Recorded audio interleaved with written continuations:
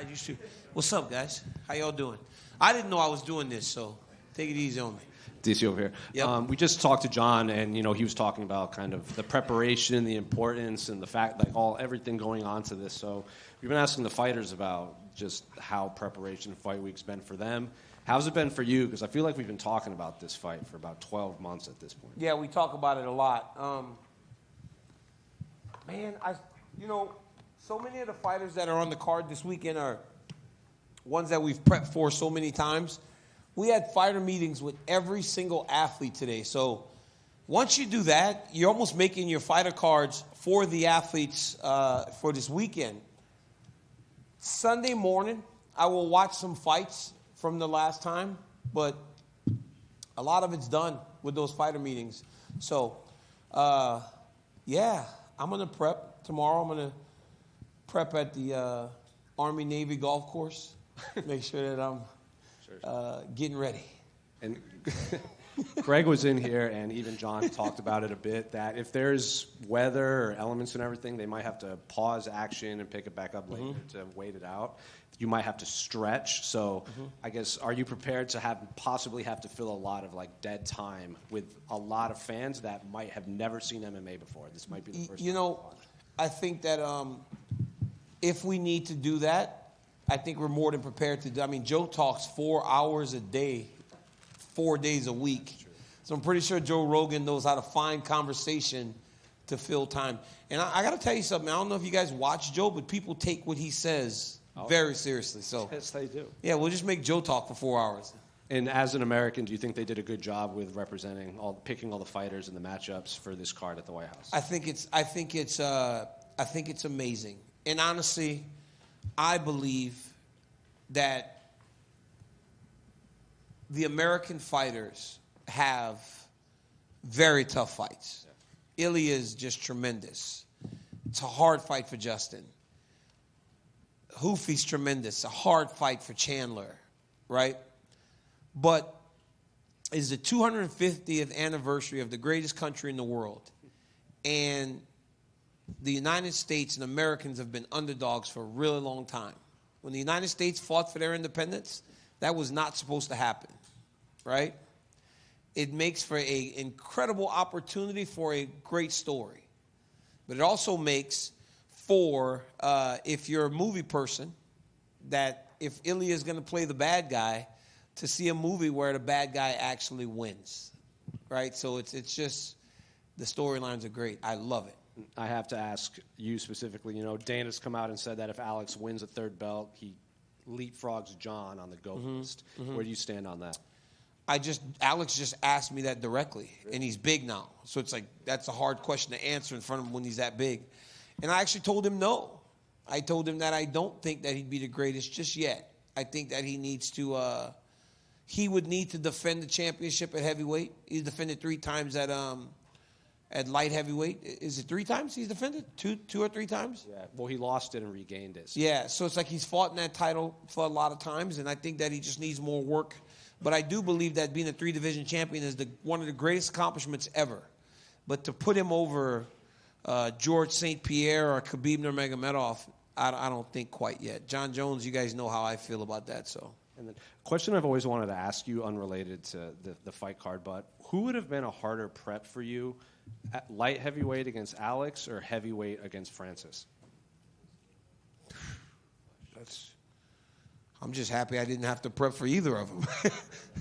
That's good. You fought Rumble twice. That's about as close as it gets. Yeah, but come on, man. Did you see Pereira's hands? And Francis? Yeah, those guys they're monsters, bro. I'm just lucky I'm just happy that I didn't have to do that. You got to think, you're asking me this as a 47-year-old retired guy. If you'd asked me that in my prime, I would have probably thought I would have beat them both. But I'm a 47-year-old retired human being now that's going to play golf on his off day. Yeah. Well, would you, we've talked about this matchup with John and possibly at RAF or wrestling, and you said, John will never compete against me, but RAF is going to Cleveland.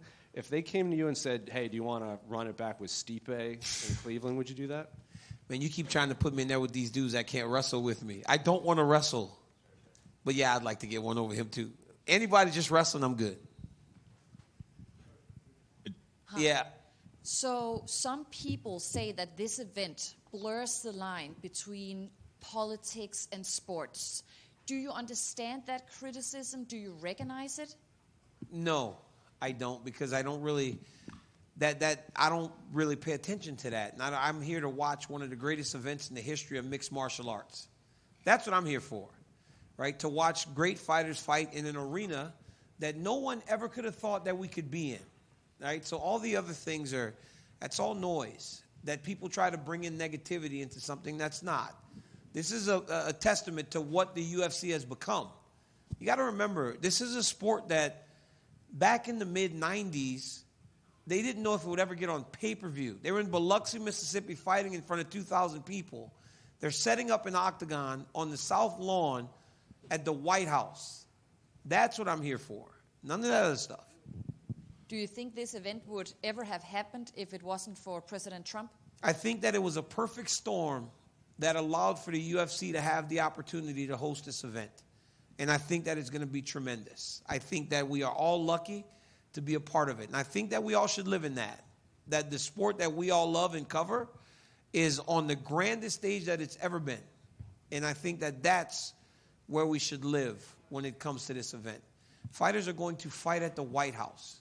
Say it 10 times and then realize that's a reality and then live in that. Hey, DC, right over here. Yep.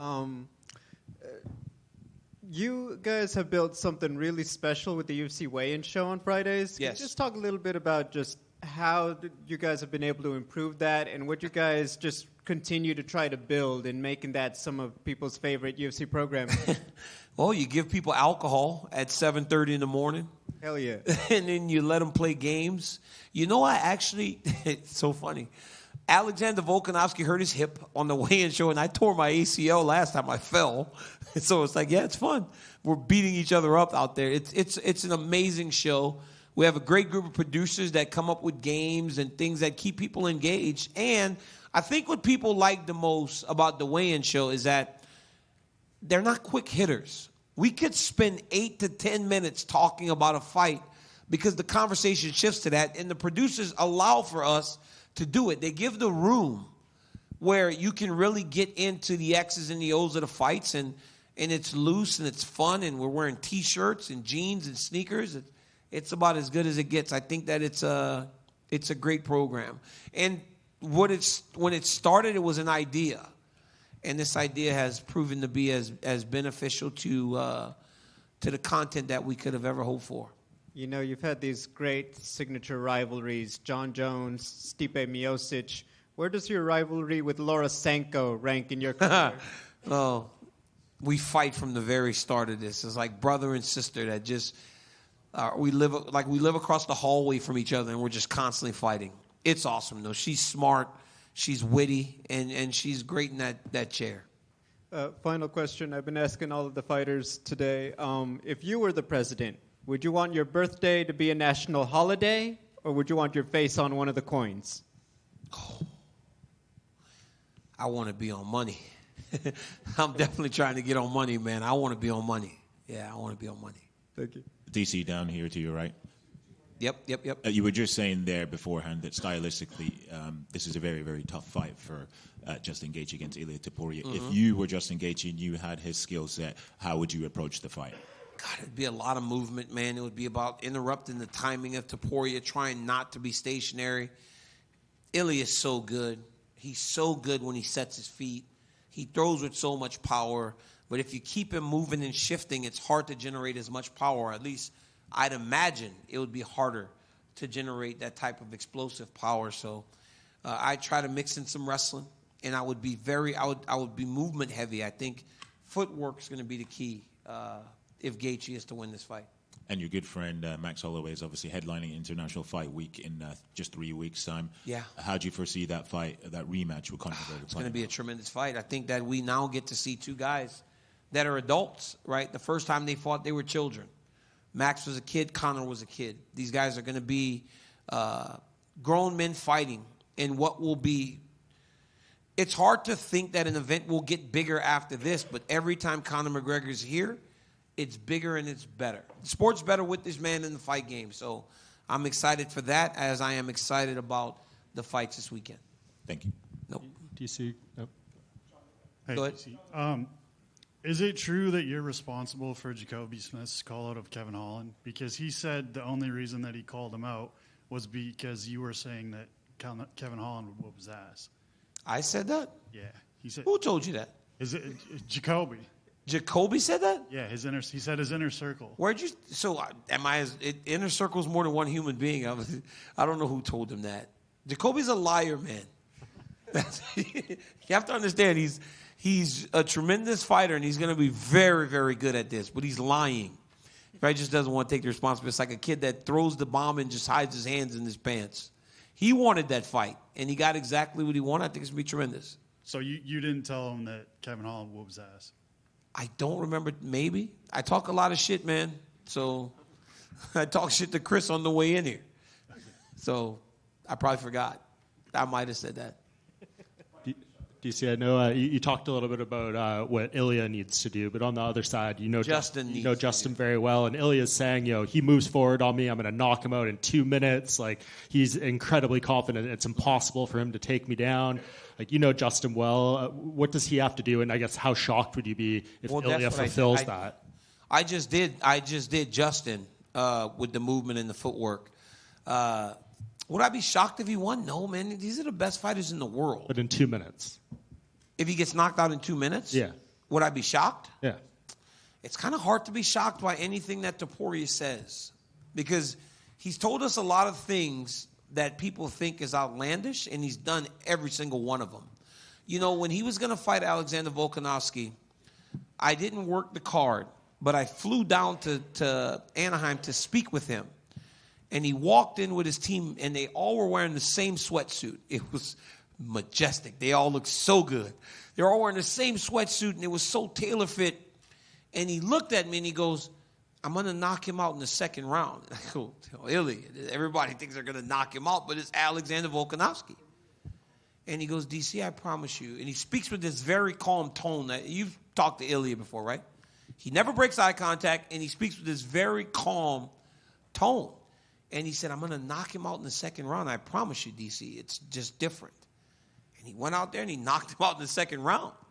And then he told me he was going to knock out Max Holloway. I said, well, nobody's ever knocked out Max Holloway. I promise you it's different. And then he knocks out Max. And it's just like, it's hard to discredit someone whenever what they tell you has proven to be true. So surprised, I guess because I know how good Justin is. But, I mean, it would just be what he's done before. I don't imagine he'll try to go and get Justin Gaethje in 2 minutes, though. That's crazy.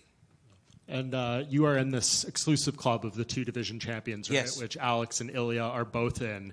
They can both get some history here. Alex with the third belt, even though it's interim, and then Ilya defending the belt in two weight classes with an undefeated record, which no one else has done before. Yep. What would be the bigger accomplishment? 3 divisions. Are you crazy? Even if it's interim? It doesn't matter. You got to think, man, before Conor went up to fight for that second championship, we were unwilling to go up. Everybody was afraid. George St. Pierre got offered multiple times to go fight Anderson Silva. Anderson Silva to fight John Jones. It was almost impossible. That's why you saw such long title runs. Then Conor McGregor said, it doesn't have to be the same. I can do something different. And now you're telling me a guy is going to go in 3 different weight classes? That's nuts. Because Cyril Gane never could weigh 185 pounds. That's how you see the difference in the two human beings that are going to fight for that belt this weekend. Alex weighed 185 3 years ago. Cyril weighed 185 last when he was 15. He's like 37 now. He could never make that weight class. There's a difference in size, and that's why guys generally stay in their own weight class. So 3 weights to me is crazy. We're hoping that we're going to get a unification fight, right, between whoever wins this and Tom Aspinall, but obviously a lot of stuff going on with Tom. Like the last time we had stability in this heavyweight division was like your rivalry with Stipe, and those fights were even a long time apart. Like how much do we need Tom and the UFC to get on the same page so we can have a true undisputed champion and get some normalcy? Well, we need Tom Aspinall on the same page with the UFC because this is where the best heavyweights in the world fight. And Tom Aspinall is one of the best heavyweights. Tom Aspinall is the best heavyweight in the world because he's the world champion. and you want the world champion fighting, right? So, yeah, it's very important for Tom Aspinall and the UFC to get on the same page. And I can't wait for it because every time Tom Aspinall fights, it's amazing and it's fun. And he's just a beast. And to have a new interim champion after this weekend who will take all of that shine from co-headlining the White House, it would be an amazing, amazing time to watch. So, yeah, they need to get on the same page. Yep. All right, guys, thank you so much. Appreciate it.